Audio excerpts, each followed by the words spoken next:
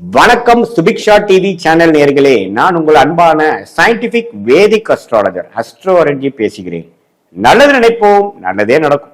இந்த வீடியோவில் நம்ம என்ன பார்க்க போறோம்னா, இந்த ஈரான், யுஎஸ், இஸ்ரேல் போன்ற நாடுகள் இப்போ போர் புரிந்து கொண்டிருக்கிறார்கள் அப்படிங்கிறது எல்லாத்துக்கும் தெரியும்.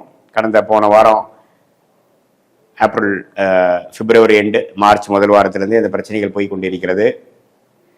இதுல என்ன ஒரு முக்கியமான காரணம் பாத்தீங்கன்னா, ராகு கேதுகளோட சூரியன் கிரகணமானார் பிப்ரவரி எண்டுல.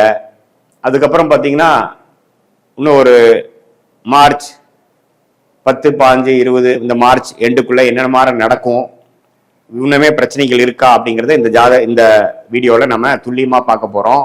இப்ப பாருங்க, எப்பவுமே சனி பகவான் மேஷத்துக்கு போகும் பொழுது பெரிய ஒரு வார், போர் அப்படிலாம் நடந்தது. வேர்ல்டு வார் 2 பார்த்தீங்கன்னா மேஷத்துல சனி இருக்கும் பொழுதுதான் நடந்தது, ஸ்டார்ட் ஆச்சு.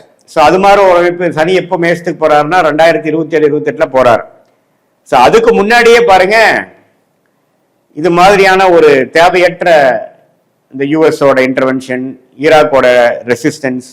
ஈரானோட ரெசிஸ்டன்ஸ் இதெல்லாம் கொடுத்து நிம்மதியா ஒரு 6 மாசத்துக்கு முன்னாடியா உலகம் அமைதியா இருந்த உலகத்தை, உக்ரைன் வாருக்கு அப்புறம் கொஞ்சம் 2-3 வருஷமா அமைதியா இருந்த உலகம் இப்போ எகெயின் வெடி, ரத்தம், பாம், குண்டு அது மாதிரி எல்லாம் போட்டு கதிகளை வைக்கிறது. இது என்ன ஒரு சிறு ஒரு அமைப்பா அல்லது இது தொடர்ந்து வருமானா?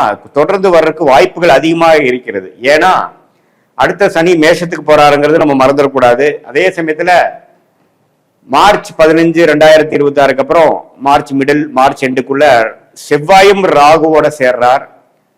அதே சமயத்துல சூரியனும் சனியோட சேர்றார். இதெல்லாம் ராகுவோட கும்பத்திலிருந்து, கேது சிம்மத்திலிருந்து இது மாதிரிலாம் ஆகும் பொழுது, சூரியனும் செவ்வாயும் பாதிக்கப்படும் பொழுது, ராஜகிரகமாகிய சூரியன் செவ்வாய் பாதிக்கப்படும் பொழுது உலகத்துல இது மாதிரி சில விஷயங்கள், பூகம்பங்கள், போர், மரணங்கள், வெடி சத்தம் இதெல்லாம் கேட்கக்கூடிய அமைப்பு தான் இந்த காம்பினேஷன். ஸோ இது ஒரு 10 நாள், ஒரு வாரத்தில் முடிஞ்சிருமான்னு பார்த்தா இல்ல, கொஞ்சம் வளரக்கூடிய அமைப்புகள் இருக்குங்கிற மாதிரி தான் காட்டுது. ஆனா இதுல ஒரே ஒரு நிம்மதியான ஒரு அமைப்பு என்னன்னா, குருவின் பார்வை இருந்து எல்லை மீறி போகாமல் ஒரு பெரிய லெவல்ல ஒரு உலகப்போர், 3ஆம் உலகம் போர் அளவுக்கு போகக்கூடிய அமைப்புகள் இல்லை. ஆனா இதுல இன்னொரு கண்ட்ரி உள்ள பிரச்சனை பண்றது, 3 கண்ட்ரி ஒரு விஷயம் இப்ப 4-5 கண்ட்ரி ஆயிடுச்சுங்கிற மாதிரிலாம் வர்றதுக்கு வாய்ப்புகள் உண்டு. மார்ச் மாதம் முழுவதுமே அந்த பிரச்சனை இருக்கு. ஏன்னா சூரியன் சனியோட சேர போறார் எப்படின்னா மார்ச் எண்டுக்குள்ள.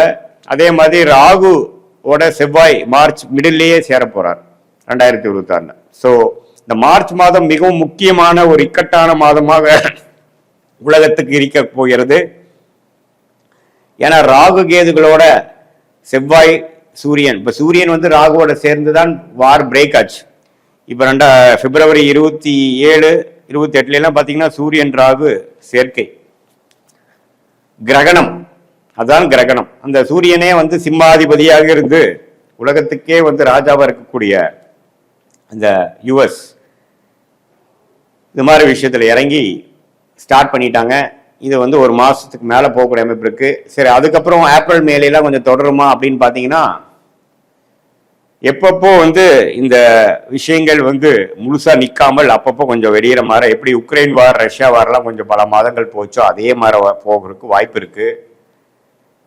இதனால பல உயிர் சேதங்கள், அந்த நாடே கைப்பற்றப்படுவது, இந்த பல வருடத்துக்கு முன்னாடி ஈராக்குக்கு என்ன நடந்ததோ அது மாதிரி நடக்கக்கூடிய அமைப்புகள்லாம் கொஞ்சம் இருக்கு. 2027, 28 பாத்தீங்கன்னா சனி மேஷத்துல இருக்கும் பொழுது, ராகு கேதுகள் மகரத்துல இருக்கும் பொழுது சனியின் பார்வை பெறுவார்கள். ஸோ இதெல்லாம் கொஞ்சம் பிரச்சனை. பட் எந்த அளவுக்கு குருவின் பார்வை இருக்குதோ அந்த அளவுக்கு தப்பிச்சோம். பட் இது விளையாட்டுத்தனமாக ஒரு ஆரம்பிக்கப்பட்ட இந்த போர் தேவையற்ற விதமாக நிறைய பேர் சொன்னாலும், இது கொஞ்சம் ரிஸ்கான ஒரு அமைப்பாக உலகிய ஜோதிடமாகிய ராகு, கேது, சூரியன், செவ்வாய் இதெல்லாம் வைத்து பார்க்கும் பொழுது, அது கும்பத்தில் இருக்கக்கூடிய ராகு, சிம்மாதிபதியில் இருக்கக்கூடிய கேது எல்லாமே ஒரு பிரச்சனைக்குரியதாக தான் இருக்குது. அதனால முதலீட்டாளர்களாக இருந்தாலும் சரி, எல்லாரும் கொஞ்சம் பொறுமையாக இருந்து இந்த மார்ச் 15க்கு அப்புறம் எப்படி போகுதுங்கிறது பார்த்து தான் நீங்கள் முடிவெடுக்கணுமே ஒழிய இது சீக்கிரமாக முடிகிற அமைப்புகளாக இல்லை அப்படிங்கிறத நீங்கள் தெரிஞ்சுக்கணும்.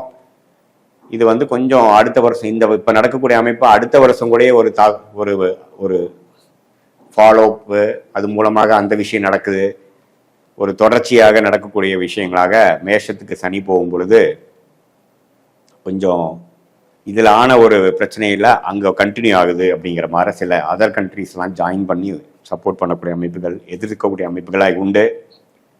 ஸோ கொஞ்சம் பார்த்து தான் இது நம்ம இதில் இருந்து வெளியில் வரணும். நம்ம எல்லா வல்ல கடவுளை வந்து இந்த ஒரு இக்கட்டான ஒரு உலக சூழ்நிலையிலிருந்து மீண்டும் ஒரு நிம்மதியான அமைதியான சூழல் வரணும் அப்படிங்கிறது எல்லாமே பிரார்த்திப்போம். மீண்டும் மற்றொரு காணொலியில் சந்திப்போம். நன்றி, வணக்கம்.